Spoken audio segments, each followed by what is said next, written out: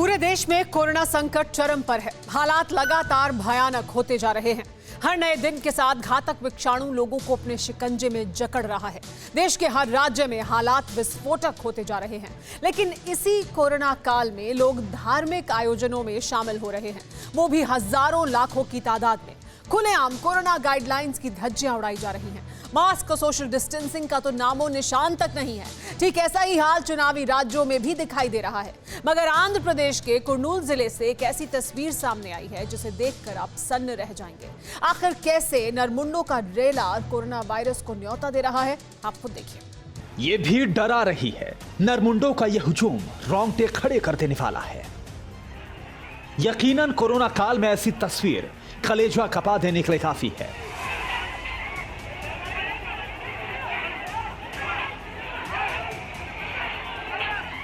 क्योंकि जहां तक नजर जा रही है वहां सिर्फ और सिर्फ इंसान ही नजर आ रहे हैं। हवा की भी क्या मजाल जो इस भीड़ के बीच से गुजरने की गुस्ताखी करे।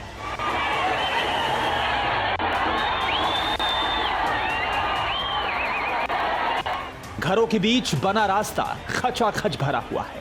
लोग एक दूसरे पर लगातार कुछ फेंक रहे हैं।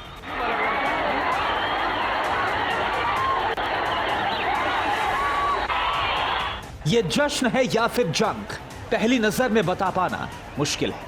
लेकिन एक बात हम दावे के साथ कह सकते हैं कि इस मंजर को देखकर आपके मन में सिर्फ एक ख्याल आ रहा होगा, और वो है कोरोना जैसे घातक विषाणु के प्रचंड विस्फोट का।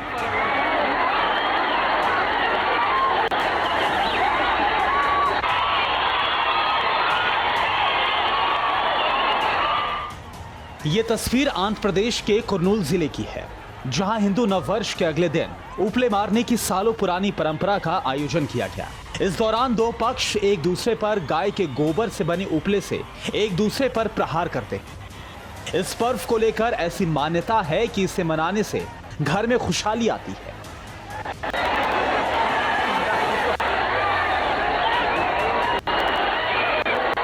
हम किसी भी धार्मिक आयोजन या फिर मान्यता को गलत नहीं ठहरा रहे हैं, लेकिन हैरान करने वाली बात यह है कि जिस वक्त हिंदुस्तान ही नहीं बल्कि पूरी दुनिया में एक जानलेवा विषाणु कोहराम मचा रहा है, लाशों के ढेर लगा रहा है, ऐसे विकट काल में इस तरह के आयोजन में इतनी भीड़ कैसे जुटी?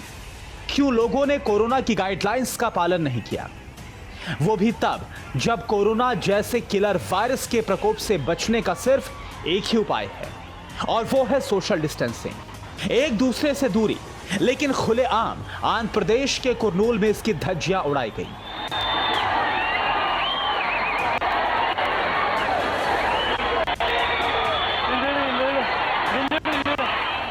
जरा सोचिए, कैमरे पर बेतहाशा लोगों की जो भीड़ दिखाई दे रही है, उनमें से कोई एक भी कोरोना पॉजिटिव हुआ तो उससे कितने लोगों में वायरस फैलेगा?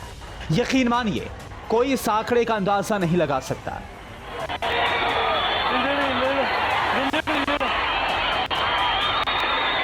इसे लापरवाही तो कतई नहीं बोल सकते। असल में यह तस्वीर इस बात की तस्दीक करती है कि लोग खुद कोरोना वायरस को न्योता दे रहे हैं।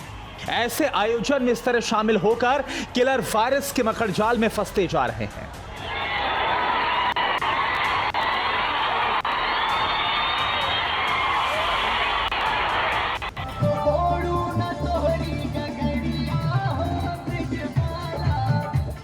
ठीक ऐसी ही तस्वीर हरिद्वार से सामने आ रही है, जहां कुंभ में शामिल होने के लिए, गंगा में डुबकी लगाने के लिए लाखों की तादाद में साधु संत और श्रद्धालु जुटे हैं।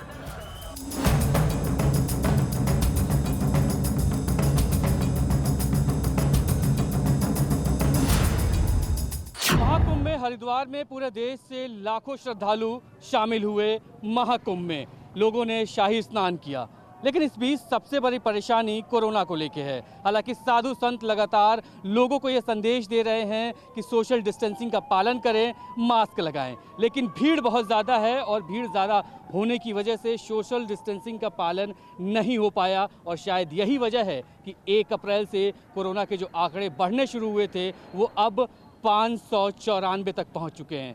हालांकि दो मुख्यमंत्री, एक पूर्व मुख्यमंत्री, एक मौजूदा मुख्यमंत्री यहाँ पर जो पहले आए थे वो भी कोरोना पॉजिटिव हुए। इस बीच 18 साधु संत ऐसे हैं जो कोरोना पॉजिटिव हुए हैं। लोगों को ये समझने की ज़रूरत है कि कितनी मुश्किलों से उनका आने वाला दिन गुजरेगा। कुंभ में शामिल होने के लिए जिस तरह से भीड़ उमड़ी उसे देख हर कोई सन्न था। हरिद्वार में हो रहे कुंभ मेले से कई डराने वाली तस्वीरें सामने आई। इतना ही नहीं, साधु संतों के साथ अधिकारी और आम लोगों के संक्रमित होने की भी खबरें आईं। लेकिन एक और सनसनीखेज खबर कुंभ से सामने आई, जो कि निर्वणी अनिया अखाड़े के महामंडलेश्वर कपिल देव से जुड़ी थी। कोरोना के चलते महामंडलेश्वर कपिल देव का निधन हो गया। कुछ दिन पहले ही महामंडलेश्वर कपिल देव कोरोना संक्रमित हुए थे, मगर देहरादून के अस्पताल में इलाज के दौरान निर्वणी अनिया अखाड़े के महामंडलेश्वर कपिल देव ने दम तोड़ दिया। घातक विषाणु ने उनकी आखिरी सांसें छीन ली। क्या अब भी लोग सबक नहीं लेंगे?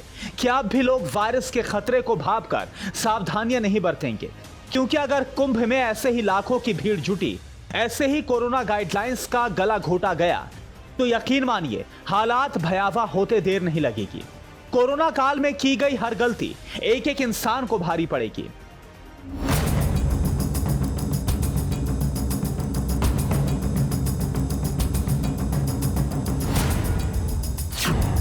ऐसा नहीं है कि सिर्फ धार्मिक आयोजन में ही लोगों का हुजूम इकट्ठा हो रहा है।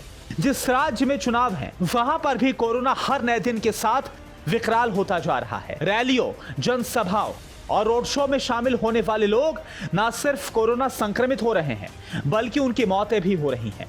सबसे ताजा मामला पश्चिम बंगाल से सामने आया है, जहां मुर्शिदाबाद के शमशेरगंज विधानसभा क्षेत्र से चुनाव लड़ रहे कांग्रेस प्रत्याशी रिजाउल हक कुछ दिन पहले कोरोना से पीड़ित हुए थे। कोरोना के चलते सिर्फ बंगाल ही नहीं बल्कि ओडिशा में भी कांग्रेस प्रत्याशी की मौत हो गई।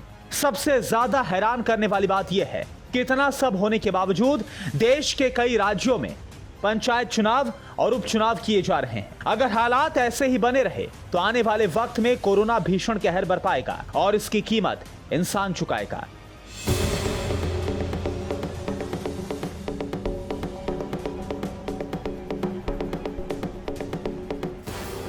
हरिद्वार से ब्रजेश तिवारी के साथ ब्यूरो रिपोर्ट, TV9 भारतवर्ष। परवाह देश की, सोमवार से शुक्रवार रात 10 बजे TV9 भारतवर्ष पर।